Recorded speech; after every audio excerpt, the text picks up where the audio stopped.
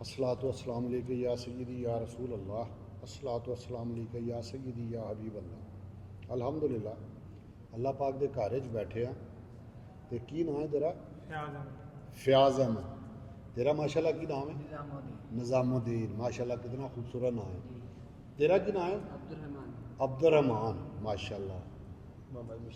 ये मुश्ताक साहब ने ते ये महीउद्दीन साहब ने ते गुलाम फरीद साहब ते ये ने खादम हुसैन साहब। माशाल्लाह अल्लाह पाक ने अपने घर च इकट्ठा किया। तू मिस्त्रियों का काम करना है, तू भी मिस्त्रियों का काम करना, तुसी मजदूरी कर रहा है जे नाल। ये ठेकेदार है, ये अल्लाह करीम का खसूसी करम है। मैं भी अल्हम्दुलिल्लाह एक मिस्त्री का बेटा, मैं भी मिस्त्री साहब, मैं एक मिस्त्री का बेटा। अल्लाह पाक ने इस तो पहले 3 मस्जिदों अल्हम्दुलिल्लाह मैंने भी काम करने का मौका दिता। तुहानू बुलाने का मकसद है वे, तुहानू बिठाने का सिर्फ एक मकसद है। वो मकसद की है? देखो अल्लाह और अल्लाह के प्यारे हबीब का घर देखना चाहते जे ना जी। किहड़ा मुसलमान है जिहड़ा कहेगा मैं नहीं देखना चाहता? सारे ही तड़प रहे हैं। अल्लाह जानता है कि गुर की गल दस देवां तुहानू, वो गुर फड़ लवो तो अल्लाह पाक उम्मीद है मेरे रब के घर जल्दी तो जल्दी सारिਆਂ ਨੂੰ बुलाएगा। वो करीम है ना, करम करना, क्योंकि मेरा रब भी करीम है और मेरे आका भी करीम। हुण मैं तुहानू सिर्फ दसना चाह रहा सी कि देखो तुसी जिस वक्त टाइल लगा रहे जे, तुसी माशाल्लाह फ्रंट तैयार करते जे अक्सर। तुसी मस्जिद नूं खूबसूरत, जिस वक्त कोई ईटां ला के जा रहा, कोई प्लस्तर करके जा रहा, कोई फर्श पा के जा रहा, तो तुसी उहनूं खूबसूरत करने वास्ते आए। अल्लाह पाक ने तुहानूं कित्थे चुनिया? उनके घर नूं खूबसूरत करने वास्ते। कितनी खूबसूरत ड्यूटी लाई है। गौर करना, कभी कल्ले बैठो तो गौर करो यार, गटर बनाने भी मिस्त्री डह जे, नाले भी तो मिस्त्री बना डह, मंदिर भी तो मिस्त्री बना रहा ना। तो यार रब ने किड्डा खूबसूरत काम देता तुहानू।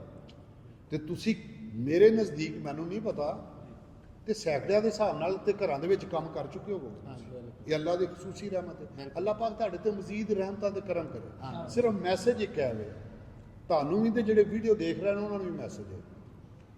अल्लाह पाक मैनू अपने और अपने प्यारे महबूब के दर से ना साल 2 बारी तो जरूर बुला लेंदा, तो बाज़ोकात 4 बारी भी बुला लेंदा। उनका राज की है? उनका राज की है? उनके पिछे राज की है? मैं सिर्फ यही दसना चाहना कि देखो तुसी टाइल फड़ी, कोशिश करो बिस्मिल्लाह तो तुसी लाजमी पढ़ते होगे। दूसरी गल, जिस वक्त गोते चढ़ना है, जिस वक्त काम शुरू करना है, अल्लाह जानदा कोशिश करना बावजू होना। और रब के घर च लगे ना यार, तुसी आम जगह ते लगे ही नहीं यार। बावजू होना वैसे भी ईमान का हिस्सा है। मेरा रब खुश होंदा है तो बावजू हो के कोशिश कराया करो, जिस वक्त भी लगो ना तो बावजू होकर लगे। पहली गल। दूसरी गल है वे कि टाइल तो तुसी लानी है, तो टाइल ते मसाला लगदियां टाइम लगता है। जे उन्नी देर अस्सलामु अलैका या रसूल अल्लाह, अस्सलातु वस्सलामु अलैका या रसूल अल्लाह, जे अगर पढ़ लिता जाए तो यार कमाल ना हो जाए।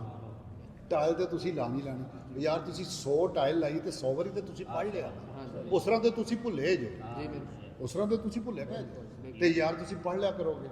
यार जिस वक्त दरूद शरीफ अल्लाह पाक की कर रहा है, सोचो जो कोई बंदा पूछे कि अल्लाह अल्लाह की कर रहा है इस वक्त, अल्लाह इस वक्त दरूद शरीफ पढ़ रहे, अल्लाह पाक इस वक्त की कर रहा? दरूद शरीफ पढ़ रहे हैं। उनके फरिश्ते की कर रहे हैं? दरूद शरीफ पढ़ रहे हैं। किंदे ते पढ़ रहे हैं? प्यारे करीम आका सल्लल्लाहु अलैहि वसल्लम ते अल्लाह का वजीफा। तो यार अल्लाह सानू तौफीक दे दे, यह भी उही पढ़ता जिन्होंने मेरा रब तौफीक दे, वरना अल्लाह जानता नहीं पढ़िया जाता, टाइम ही नहीं है किसी को। कोई किसी पासे लगा, कोई किसी पासे लगा। यार तुहानू अल्लाह ने बड़ा प्यारा काम दिता जे, खुदा की कसम मेरा दिल करता मैं तुहाडे हाथ चुमा। तुसी खुशकिस्मत लोग जो, अल्लाह पाक सब ते रहमत ते करम करे। कोशिश करया करो हर टाइल दे नाल यार दरूद शरीफ, हर कम जिस वक्त कोई इट भी लगा लगो तो यार दरूद शरीफ पढ़ लो। यार घरों निकलो तो दरूद शरीफ पढ़ो, घर जान लगो तो दरूद शरीफ पढ़ लो। दरूद शरीफ को अपनी जिंदगी का ना हिस्सा बना लो, ये विरद बना लो, जिंदगियां समझ लो शामिल कर लो, और अल्लाह पाक रहमतां कर देगा।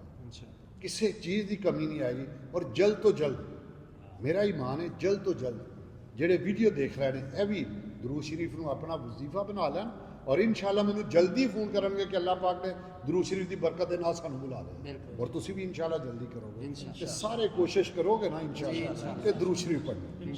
ਹੁਣ ਮੈਂ ਤੁਹਾਨੂੰ ਦੱਸ ਰਿਹਾ ਕਿ ਮੇਰੀ ਮੌਜ ਕਿਵੇਂ ਲੱਗੀ। ਮੇਰੀ ਮੌਜ ਵੀ ਦਰੂਦ ਸ਼ਰੀਫ ਦੀ ਵਜ੍ਹਾ ਤੋਂ ਹੀ ਲੱਗੀ। ਸਮਝਾ ਮੇਰੀ ਮੌਜ ਵੀ ਦਰੂਦ ਸ਼ਰੀਫ ਦੀ ਵਜ੍ਹਾ ਤੋਂ ਹੀ ਲੱਗੀ। ਹੋਇਆ ਕੀ ਹੈ ਕਿ ਅਸੀਂ ਮੱਕਾ ਪਾਕ ਅੱਲਾਹ ਪਾਕ ਨੇ ਬੁਲਾਇਆ। ਇਹ 2007 ਦੀ ਗੱਲ ਹੈ ਜੀ। ਇੱਕ ਬਜ਼ੁਰਗ ਸਨ ਅੱਲਾਹ ਪਾਕ ਦੇ ਘਰ ਦੇ ਸਾਹਮਣੇ ਬੈਠੇ। ਵਾਕਿਆ ਬੜਾ ਲੰਮਾ ਹੈ, ਬੜਾ ਪਿਆਰਾ ਹੈ। ਫਿਰ ਕਿਸੇ ਵਕਤ ਇਨਸ਼ਾਅੱਲਾ ਟਾਈਮ ਮਿਲਿਆ ਤਾਂ ਮੈਂ ਤੁਹਾਨੂੰ ਜ਼ਰੂਰ ਸੁਣਾਵਾਂਗਾ ਜੀ। ਲੇਕਿਨ ਮੈਨੂੰ ਸ਼ਾਰਟ ਕਰਕੇ ਤਾਂ ਕਿ ਸਾਡੀ ਵੀਡੀਓ ਵੀ ਨਾ ਲੰਬੀ ਹੋਵੇ। ਅਕਸਰ ਲੋਕ ਲੰਬੀ ਵੀਡੀਓ ਦੇਖ ਕੇ ਤੇ ਉਹ ਅੱਗੇ ਕਰ ਦਿੰਦੇ ਨੇ। ਹਾਲੀ ਕੀ ਹੈ ਉਹ ਵੀਡੀਓ ਨੇ ਜਿਨ੍ਹਾਂ ਤੋਂ ਕੁਛ ਨਾ ਕੁਛ ਮਿਲੇਗਾ। ਬਿਲਕੁਲ। ਦੇਖੋ ਨਾ ਜਿਸ ਤਰ੍ਹਾਂ ਅਸੀਂ ਕੋਈ ਆਮ ਜੀ ਗਲਤ ਵੀਡੀਓ ਅਪਲੋਡ ਕਰ ਦਿੱਤੀ, ਯਾਰ ਮੈਨੂੰ ਤੇ ਨਹੀਂ ਪਤਾ ਮੈਂ ਘਰ ਜਾਣਾ ਕਿ ਨਹੀਂ ਜਾਣਾ। ਹੁਣੇ ਫਾਰਗ ਹੋ ਗਿਆ ਯਾਰ ਕਿਆਮਤ ਹੀ ਕਰੋ ਨਹੀਂ ਚੱਲਦਾ ਰਹਿਣਾ ਤੇ ਮੈਂ ਕਬਰ 'ਚ ਵੀ ਬੈਠਾ ਗੁਨਾਹਗਾਰ ਹਾਂ। ਸਹੀ ਬਾਤ। ਤੇ ਯਾਰ ਜੇ ਕੋਈ ਅੱਛੀ ਗੱਲ ਸ਼ੇਅਰ ਕਰ ਦੇਗਾ, ਅੱਛੀ ਗੱਲ ਸੁਣ ਲੈਗਾ, ਅੱਛੀ ਗੱਲ ਸਮਝ ਲੈਗਾ ਤੇ ਅੱਛੀ ਗੱਲ ਕਿਸੇ ਨੂੰ ਦੱਸ ਦੇਗਾ ਤੇ ਸ਼ਾਇਦ ਕਬਰ 'ਚ ਵੀ ਅੱਲਾਹ ਜਾਂਦਾ ਉਹਨੂੰ ਰਿਹਾਈ ਮਿਲਦੀ ਹੈ। ਅੱਲਾਹ ਪਾਕ ਸਭ ਤੇ ਰਹਿਮਤ ਕਰੇ। ਮੈਂ ਉਹਨੂੰ ਵਾਕਿਆ ਸੁਣਾਉਣ ਲੱਗਾ ਸਾਂ ਕਿ ਮੱਕਾ ਪਾਕ ਹੈ ਇੱਕ ਬਜ਼ੁਰਗ ਨੇ ਉਹ ਅੱਲਾਹ ਪਾਕ ਦੇ ਘਰ ਦੇ ਸਾਹਮਣੇ ਵੇ ਤੇ ਹੱਥ ਦੁਆ ਵਾਸਤੇ ਉੱਠੇ ਤੇ ਮੈਂ ਦਰੂਦ ਸ਼ਰੀਫ ਪੜ੍ਹ ਰਿਹਾ। ਦਰੂਦ ਸ਼ਰੀਫ ਪੜ੍ਹ ਰਿਹਾ ਤੇ ਮੈਨੂੰ ਲੱਗਦਾ ਪਿਆ ਉਹ ਇਸ ਵਕਤ ਅੱਲਾਹ ਦੇ ਨਾਲ ਉਹਨਾਂ ਦੀ ਲੋ ਲੱਗੀ ਹੈ। ਦੁਆ ਮੰਗ ਰਹੇ ਨੇ ਤੇ ਰੋ ਰਹੇ ਨੇ ਤੇ ਮੈਂ ਦਰੂਦ ਸ਼ਰੀਫ ਪੜ੍ਹ ਰਿਹਾ ਤੇ ਮੇਰੀ ਆਵਾਜ਼ ਉੱਚੀ ਹੈ। ਆਵਾਜ਼ ਥੋੜੀ ਉੱਚੀ ਤੇ ਮੈਂ ਕੋਸ਼ਿਸ਼ ਕਰ ਰਿਹਾ ਯਾਰ ਮੈਂ ਆਵਾਜ਼ ਨੂੰ ਘੱਟ ਕਰਾਂ ਕਿਤੇ ਮੇਰੀ ਆਵਾਜ਼ ਦੀ ਵਜ੍ਹਾ ਤੋਂ ਇਹਨਾਂ ਦਾ ਖਲਲ ਜਿਹੜਾ ਹੈ ਨਾ ਉਹ ਨਾ ਪੈ ਜਾਵੇ। ਰਾਬਤਾ ਜਿਹੜਾ ਰੱਬ ਨਾਲ ਹੋਇਆ ਉਹ ਟੁੱਟ ਨਾ ਜਾਵੇ। ਲੇਕਿਨ ਮੇਰੀ ਆਵਾਜ਼ ਘੱਟ ਨਹੀਂ ਰਹੀ। ਕੋਸ਼ਿਸ਼ ਕਰਨ ਦੇ ਬਾਵਜੂਦ ਵੱਲਾ ਆਲਮ ਹੁਣ ਇਹਦੇ 'ਚ ਕੋਈ ਹਕਮਤ ਸੀ। ਆਖਰ ਮੈਂ ਜਿਸ ਵਕਤ ਬੈਠਾ ਤੇ ਉਹਨਾਂ ਨੇ ਨਾ ਇਸ ਤਰ੍ਹਾਂ ਦੇਖਿਆ। ਜਿਸ ਵਕਤ ਉਹਨਾਂ ਮੈਨੂੰ ਪਿੱਛੇ ਦੇਖਿਆ ਤੇ ਮੇਰੀ ਆਵਾਜ਼ ਬੰਦ ਹੋ ਗਈ। ਹੁਣ ਮੇਰੀ ਆਵਾਜ਼ ਨਹੀਂ ਨਿਕਲ ਰਹੀ। ਹੁਣ ਮੈਂ ਆਵਾਜ਼ ਕੱਢਣੀ ਨਹੀਂ ਚਾਹ ਰਿਹਾ ਤਾਂ ਨਹੀਂ ਨਿਕਲ ਰਹੀ। ਉਹ ਮੁਸਕਰਾ ਕੇ ਕਹਿਣ ਲੱਗੇ ਕਿ ਬੇਟਾ ਜਿਸ ਤਰ੍ਹਾਂ ਪੜ੍ਹ ਰਹੇ ਥੇ ਨਾ ਉसी ਤਰ੍ਹਾਂ ਪੜ੍ਹੋ। ਦਰੂਦ ਸ਼ਰੀਫ ਪੜ੍ਹਨਾ ਸ਼ੁਰੂ ਕੀਤਾ ਉਹਨਾਂ ਮੇਰਾ ਨਾਲ ਦਰੂਦ ਸ਼ਰੀਫ ਪੜ੍ਹਨਾ ਸ਼ੁਰੂ ਕੀਤਾ। ਉਹ ਵੀ ਰੋ ਰਿਹਾ ਨੇ ਤੇ ਮੈਂ ਵੀ ਰੋ ਰਿਹਾ।